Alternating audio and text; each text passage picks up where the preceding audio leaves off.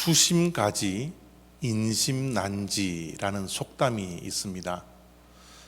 한자를 그대로 풀이하면 물의 깊이는 알 수 있지만 사람의 마음을 알기에는 힘들다 라는 속담입니다. 10길 물속은 알 수 있지만 사람의 마음은 알 수 없다라는 그런 뜻을 가진 속담이죠. 사람의 마음은 참 알기가 힘든 것을 속담으로 말을 하고 있습니다.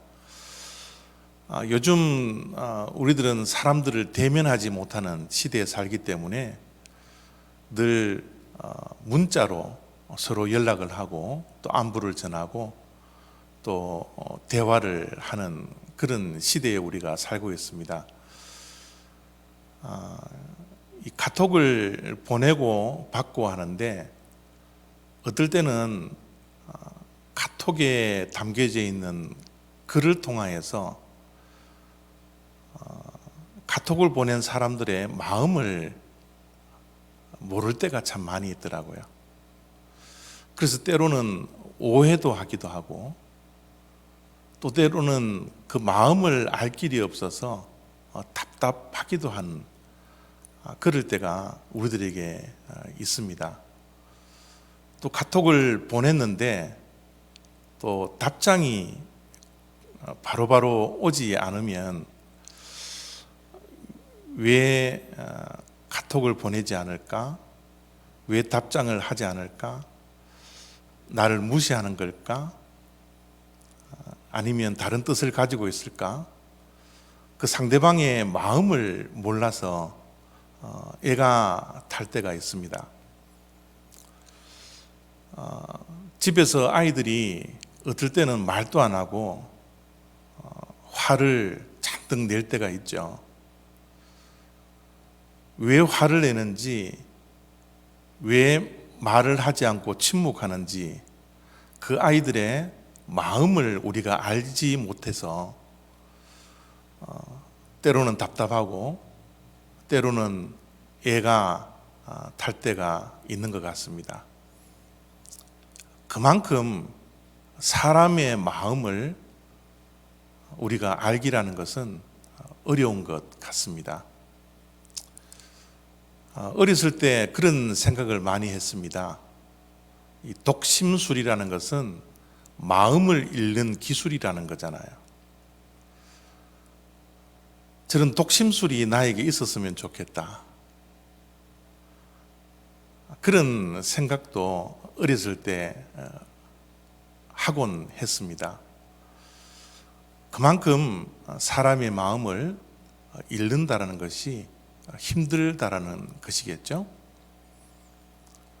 사람의 마음을 읽는 것이 또 아는 것이 이렇게 힘든데 하나님의 마음을 우리가 잘 알 수 있을까요? 여러분, 하나님의 마음을 잘 아십니까?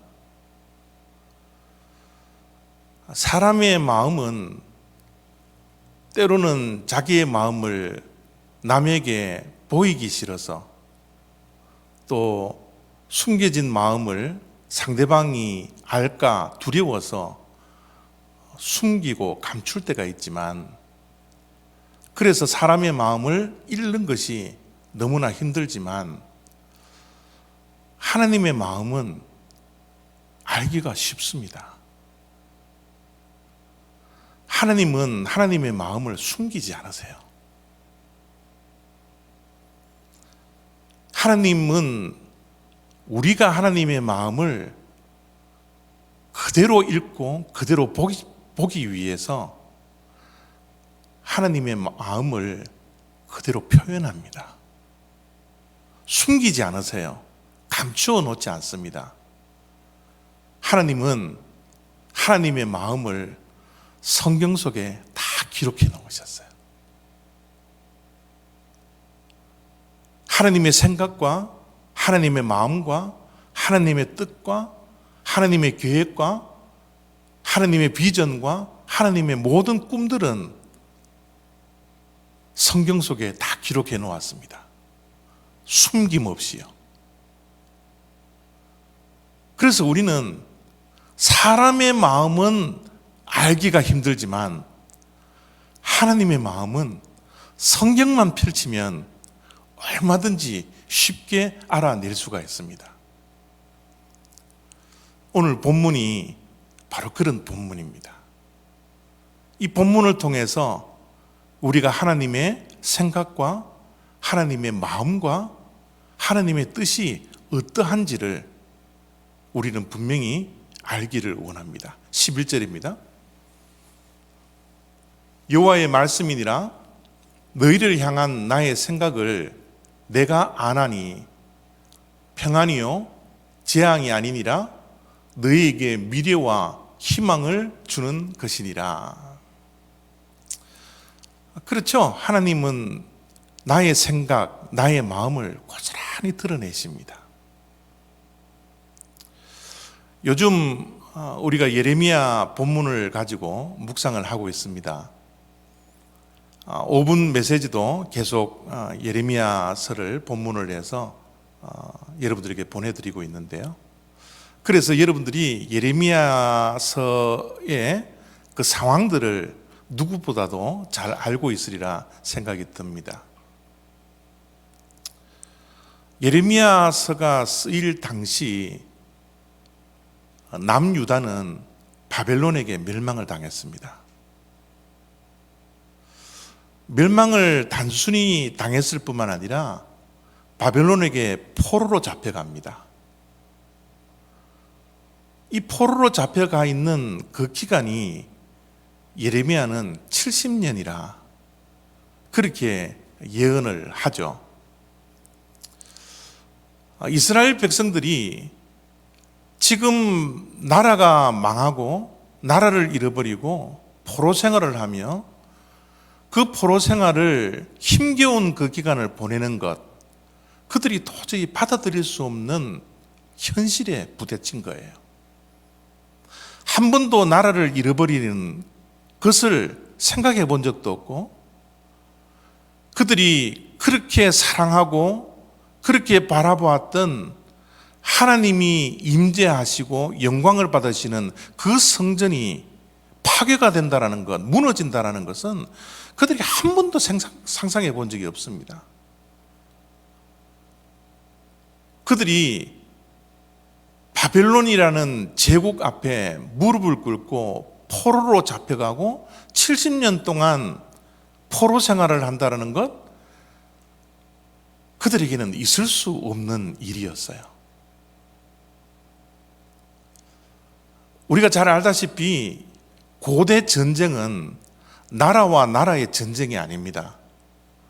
그 나라가 섬기는 신과 상대방이 섬기는 신과의 싸움이에요. 신들의 전쟁입니다. 그런데 유대인들이 믿었던 여호와라는 신은 어떠한 신이었습니까? 이 세상 모든 만물을 창조하시고 이 세상에서 가장 강력하고 가장 힘 있는, 가장 능력 있는 유일한 신이었습니다. 그런데 이방 나라에게 패망을 하게 된 거예요. 이 세상을 창조하신 그 창조주이신 하나님이 계신 그 성전이 무너져 버린 겁니다. 그들은 그 여호와 하나님께서 이 세상 모든 민족 중에 택한 백성이라고 그들은 믿고 살았습니다. 자부심을 가지고 살았어요. 그런데 그 모든 것들이 무너져 버린 겁니다. 포로로 잡혀가 버린 겁니다. 그들에게는 지금 현재 다가와 있는 현실이 재앙이었습니다. 그들의 생각은 지금 펼쳐져 있는, 지금 그들이 맞이하고 있는 이 모든 일들이 재앙이다. 그렇게 생각을 하고 있었습니다. 지금 우리가 겪고 있는 현재의 상황은 어떤 상황입니까? 눈에 보이지 않는 바이러스가 그것을 극복하지 못하고 전전긍긍하고 있는 이 코비드 19의 사태, 우리가 이거 한 번이라도 생각해 본 적이 있습니까? 이것이 지금 언제 끝날지 모르는 상황입니다. 백신이 뭐 몇 달 안으로 개발된다라고 말은 하고 있지만, 백신이 개발돼도 내년 연말까지는 우리의 삶이 코비드 19 이전의 상태로 되지 않을 것이라는 전망들을 주변에서 내어놓고 있지 않습니까? 지난 한 주간은 또 우리가 살고 있는 이 땅에 어떠한 일들이 벌어졌습니까? 캘리포니아와 오레곤 주에 대형 산불이 나서 저희들이 얼마나 힘든 시간을 보내고 있습니까? 섭씨로 50도가 되는 120도, 117도 최고치를 찍는 이 무더위 속에, 폭염 속에서 우리가 살고 있으면서 답답하게 지내고 있는데, 산불까지 나서 창문을 열지 못하고 숨을 쉴 수 없고 푸른 하늘을 볼 수 없는 이 종말과 같은 이 상황 속에 살고 있는 것이 바로 우리들의 현실이지 않습니까?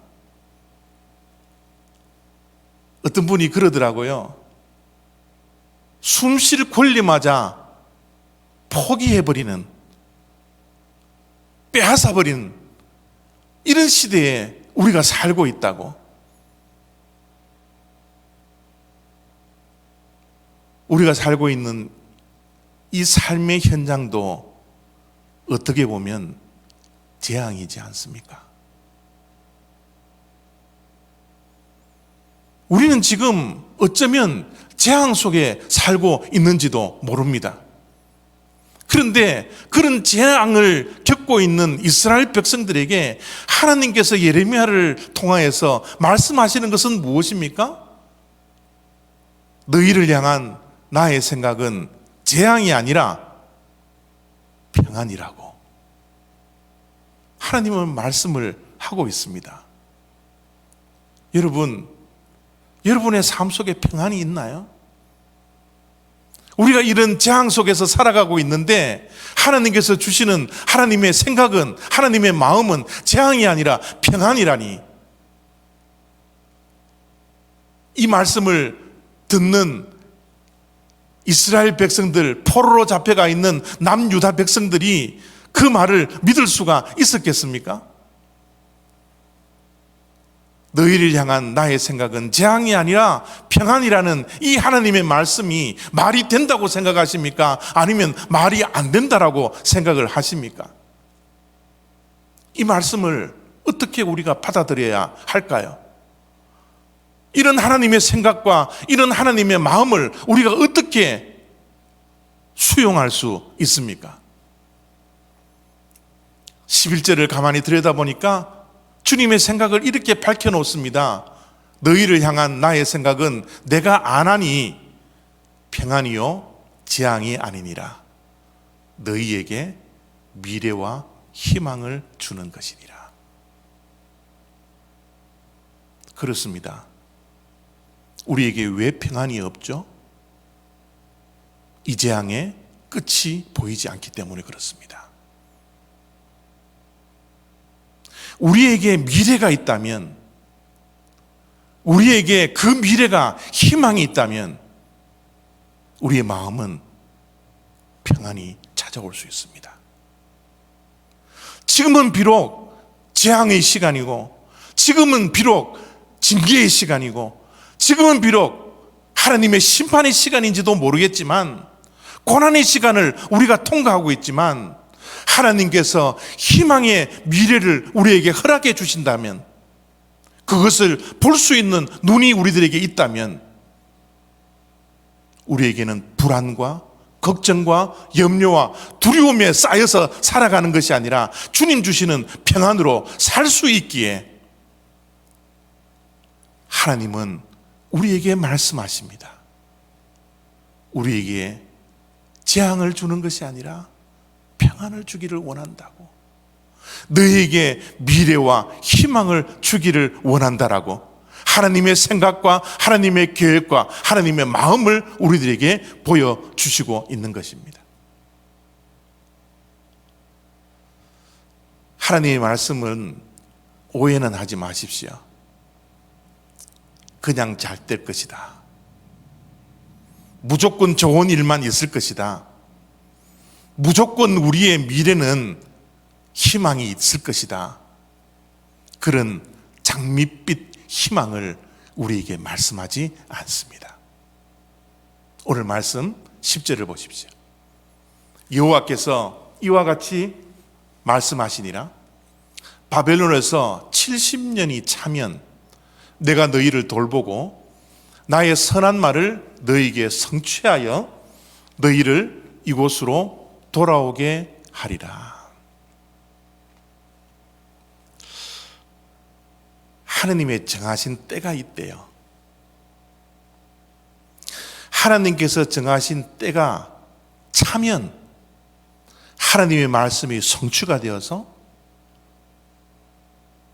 미래에 희망이 있는 미래가 펼쳐질 것이다, 그렇게 말씀을 합니다. 전도서 3장 1절에 이렇게 말씀을 합니다. 범사에 이 세상의 모든 일에 하나님께서 정해져 놓으신 기한이 있고, 천하 모든 만사에 다 하나님의 때가 있습니다. 이렇게 전도서에서 말씀을 합니다. 그렇습니다. 이 세상 모든 만물은 하나님께서 그 기한을 정해 놓으셨습니다. 하나님의 때가 만사에 다 있습니다. 이 때와 이 기한을 하나님께서 정해 놓으셨기 때문에 우리에게 요구되는 것은 다른 것이 아니라 인내와 기다림입니다. 하나님의 기한이 채워질 때까지 우리는 인내해야 합니다. 하나님의 때가 임할 때까지 우리는 기다려야 합니다. 우리에게 필요한 것은 인내와 기다림이라는 사실을 우리는 기억해야 합니다. 그런데 참 놀랍게도요, 하나님의 속도는 우리가 생각하는 속도와 훨씬 다릅니다. 내가 생각하는 타이밍과 하나님께서 정해놓으신 타이밍은 늘 틀리더라고요.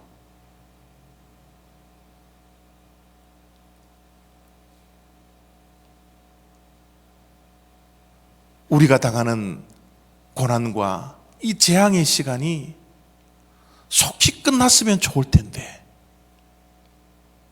하나님께서 정해놓으신 때와 기한은 우리의 생각과 늘 다릅니다. 7년 정도면 좋을 텐데 하나님은 70년을 정해놓으셨습니다.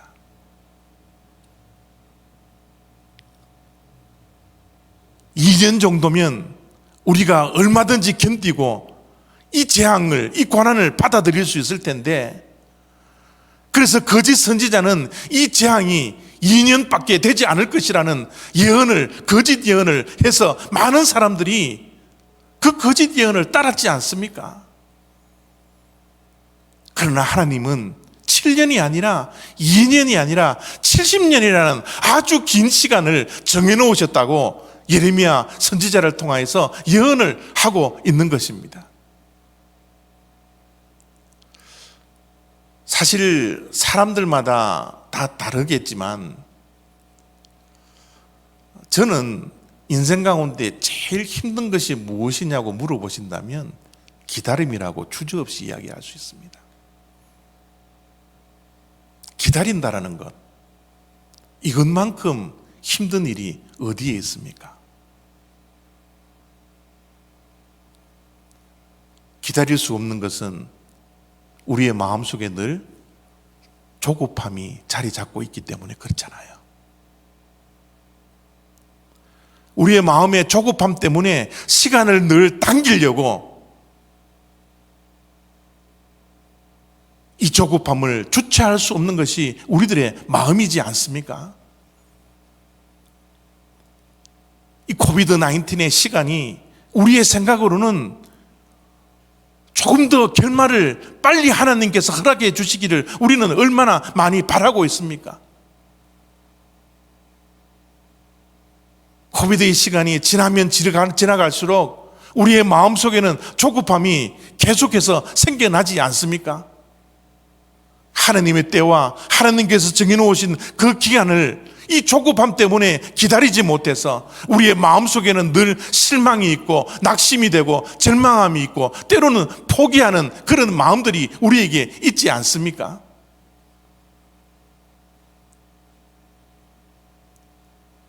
이 고난을 통과하고 있는 이 시간에 우리가 하나님의 때를 기다리고 인내하기 위해서 우리의 마음 한구석에 있는 이 조급함을 우리가 극복을 해야 되고 이겨나가야 하는데, 여러분, 우리의 마음속에 있는 이 조급함을 이길 수 있는 유일한 방법이 무엇인 줄 아십니까?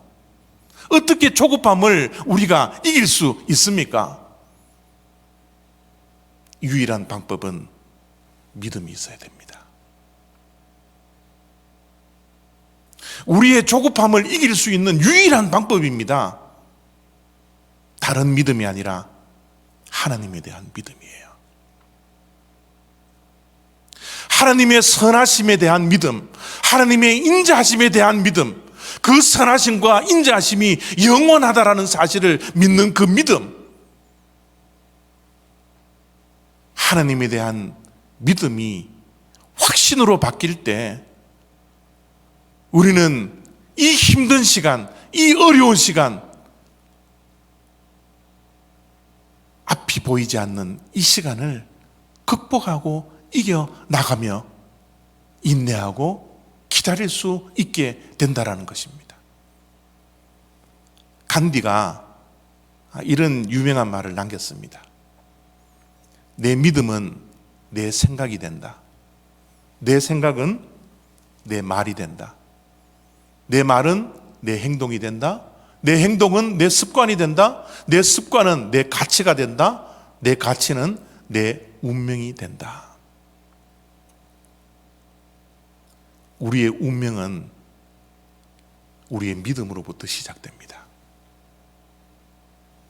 물론 간디가 내 믿음은 내 생각이 된다라고 하는 저 믿음이 어떠한 믿음인지는 알 길이 없지만 우리의 운명을 바꿀 수 있는 유일한 한 가지는 하나님에 대한 믿음입니다.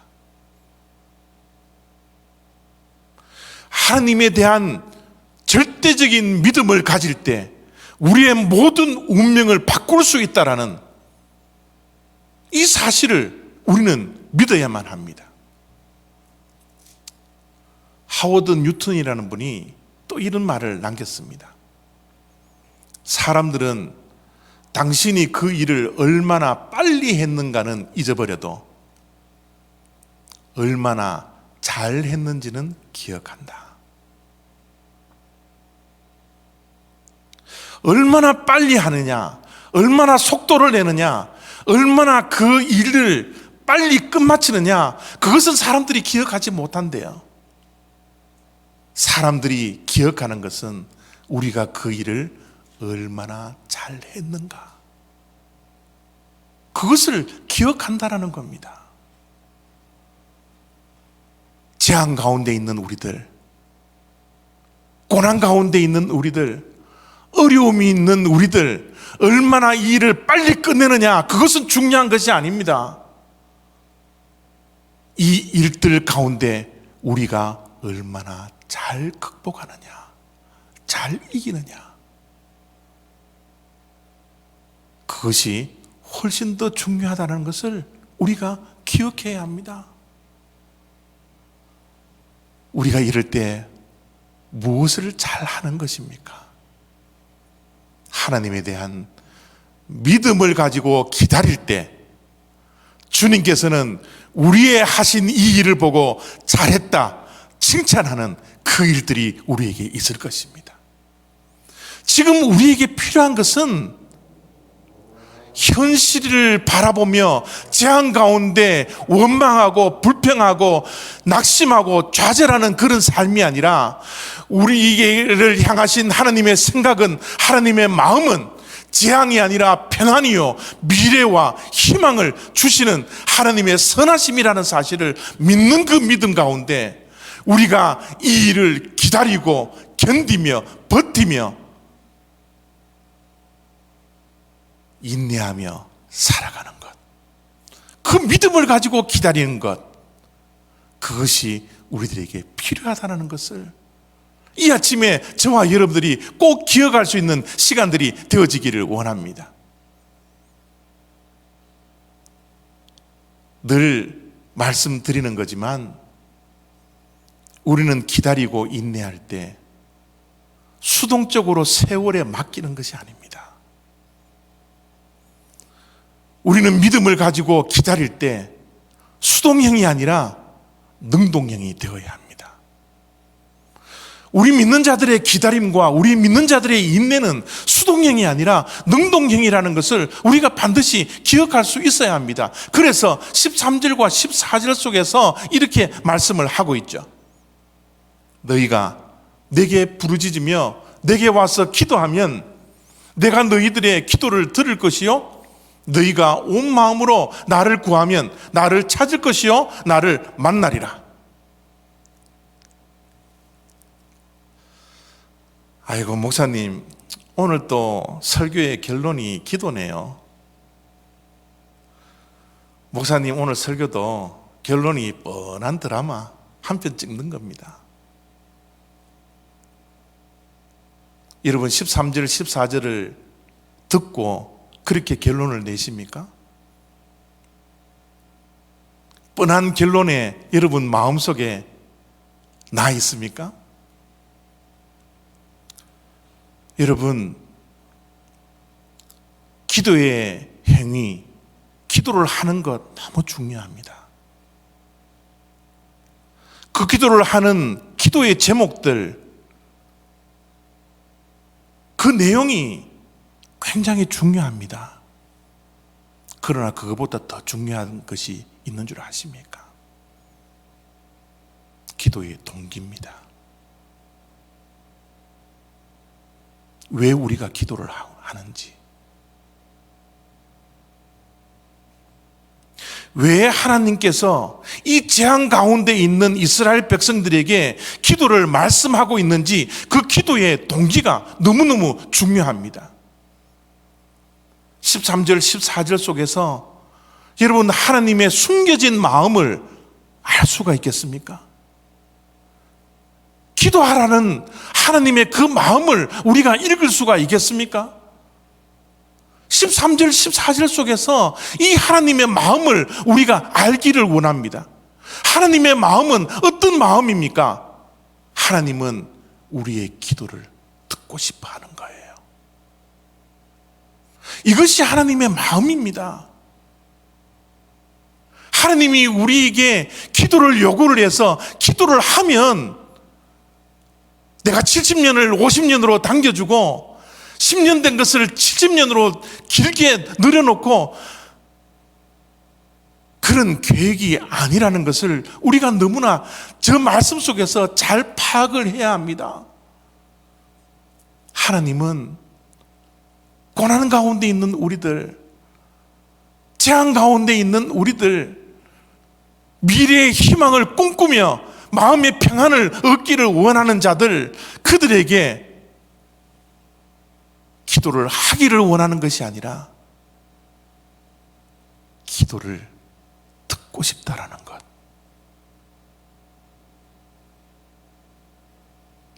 알 수 있어야 합니다. 하나님은 우리를 만나고 싶어 합니다. 세상에 빠져서 하나님을 만날 수 없는 우리들을 향하여서 기도하고 전심으로 부르짖을 때 내가 너희들을 만나겠다라고 말씀하고 있지 않습니까? 주님은 우리가 말하는 것을 듣고 싶어요. 주님은 우리와 함께 대화하고 싶습니다.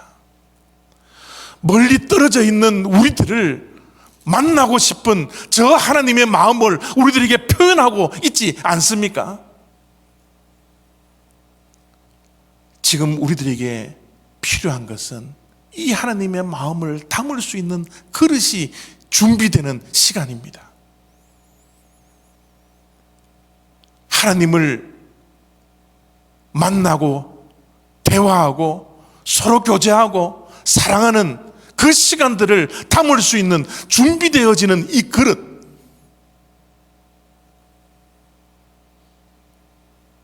이 시간이 우리들에게 필요하지 않습니까?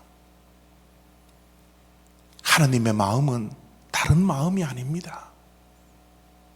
우리와 친밀해지고 싶다라는, 친해지고 싶다라는, 세상의 모든 마음을 다 빼앗겨버린 우리들을 향하여서 내 마음은 너희들과 친해지고 싶단다, 만나고 싶단다, 너희들이 그 아픈 그 속마음을 드러내며 말하는 그 말을 내가 듣고 싶단다 라며 말씀하시는 것이 13절과 14절의 말씀이지 않습니까?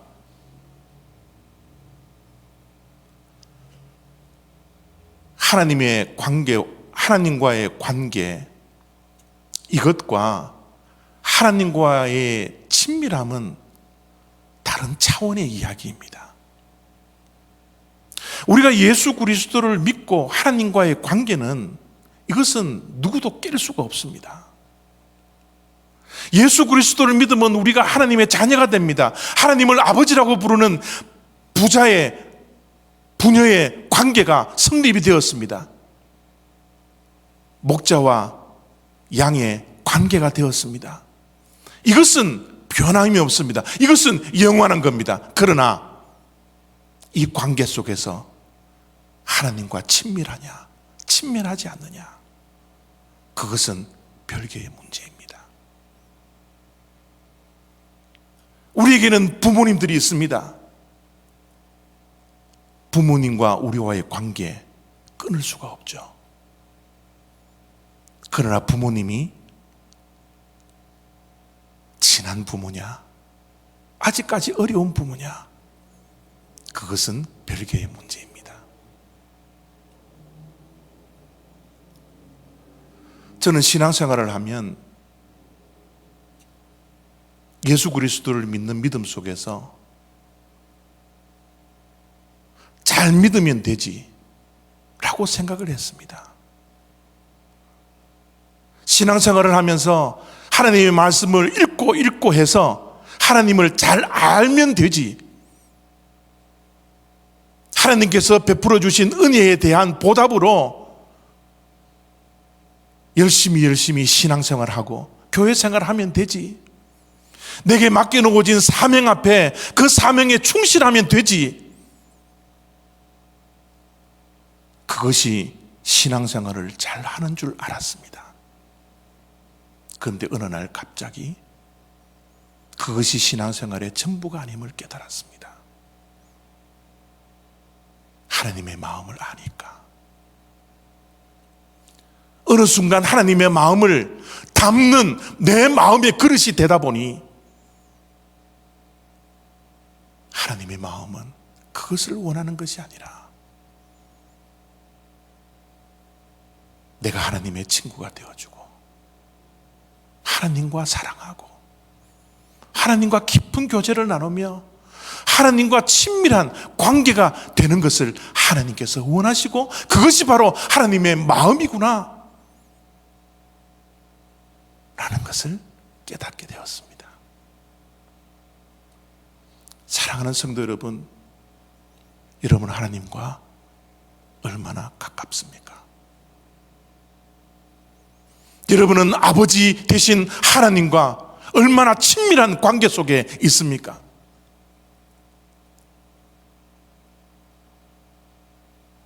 하나님과의 관계는 친밀한 관계가 되어야 합니다. 그것이 하나님의 마음입니다.